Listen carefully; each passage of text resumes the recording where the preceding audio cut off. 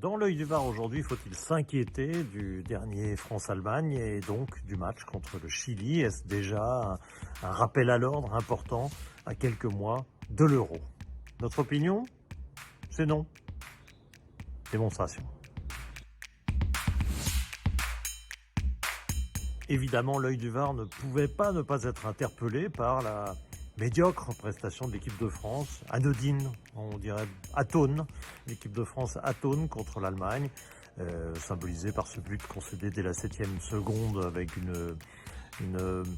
un attentisme assez délicat pour l'équipe de France, qui en a fait preuve d'ailleurs tout au long du match et qui n'a jamais vraiment existé dans cette rencontre face à une équipe d'Allemagne qui, elle, a redoré quelque peu son image à travers ce succès, même s'il faut se méfier, parce que la dernière fois qu'ils avaient battu l'équipe de France à Dortmund, il y a quelques mois, finalement, ça ne s'était pas suivi d'effet, le reste n'avait pas été très concluant. Donc, que déduire d'un tel match? D'abord que c'est un match amical et que malheureusement, dans le football actuel, les matchs amicaux, c'est de la bouillie, c'est-à-dire qu'on fait 6 changements, 7 changements, on regarde un peu ce qui se passe, il n'y a pas une attention particulière. Alors ça dépend des matchs, évidemment. Là, l'équipe de France arrivait plutôt en confiance, pas forcément ultra motivée par le match.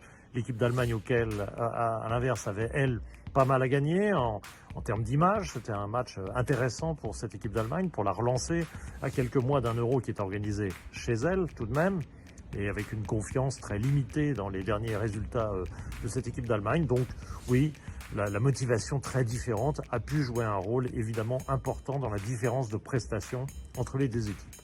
Faut-il s'inquiéter également de la pauvreté du jeu de l'équipe de France? Alors là, il faudrait être inquiet depuis quelques temps, parce que je ne sais pas si vous avez vécu la même Coupe du Monde que moi, mais oui, j'ai vu quelque chose d'intéressant contre l'Australie, peut-être au début. J'ai vu des moments intéressants. J'ai vu un Griezmann se dévouer pour son équipe, Mbappé marquer des tonnes de buts. Mais dire quand j'ai vu une équipe impressionnante à la Coupe du Monde, ce serait occulter plusieurs prestations où l'adversaire a beaucoup mieux joué que l'équipe de France. Bien évidemment, le quart de finale contre l'Angleterre, c'était frappant. Et ça a été frappant également en demi-finale contre le Maroc et encore en finale contre l'Argentine. Donc, honnêtement, que l'équipe de France ne produise pas un jeu d'extrême qualité face à l'Allemagne ne me surprend pas plus que ça. Et je ne suis pas plus inquiet que ça, car la Coupe du Monde, l'Euro, ce sont des tournois. Il faut être en forme au bon moment, et même, je dirais même presque plutôt vers le deuxième tour qu'au premier. Et finalement, c'est comme ça qu'on gagne une Coupe du Monde, sans être parfois les rois du monde pour autant, sans être les meilleurs du monde. Voilà, c'est comme ça. Et c'est évidemment la même règle à l'Euro, où on peut parfaitement gagner l'Euro à la manière du Portugal en 2016 sur quelques approximations. Et puis à l'arrivée, on gagne cet Euro. Et de là, affirmer que le Portugal était la meilleure équipe de l'Euro ou la meilleure équipe d'Europe, évidemment, ça aurait été très, très usurpé.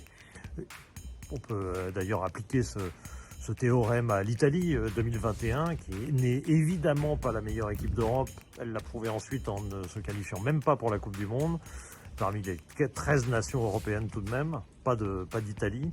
Tout simplement, l'Italie a été peut-être la meilleure, et encore ça pouvait se discuter, mais en tout cas peut-être la meilleure sur un tournoi. Ce n'est qu'un tournoi. Voilà pourquoi il ne faut pas être inquiet pour l'équipe de France. Et quand bien même ça ne se passerait pas très bien contre le Chili, le commentaire serait le même. On jugera évidemment les choses lors du tournoi.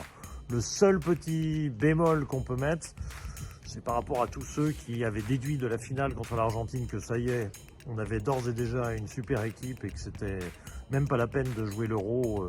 On serait là à nouveau avec une équipe toute neuve, celle qui a fini le match contre l'Argentine, sans Griezmann d'ailleurs au passage. Bon, un détail sans doute dans la démonstration de ces analystes-là. Eh bien, il faut quand même patienter un peu et être bien sûr que les talents un peu naissants qu'on a vus lors de cette finale contre l'Argentine soient bien au rendez-vous. On n'en est pas encore certain. Attendons de voir, soyons très prudents. L'Allemagne nous a rappelé à cette prudence. Voilà, c'est mon opinion et la vôtre.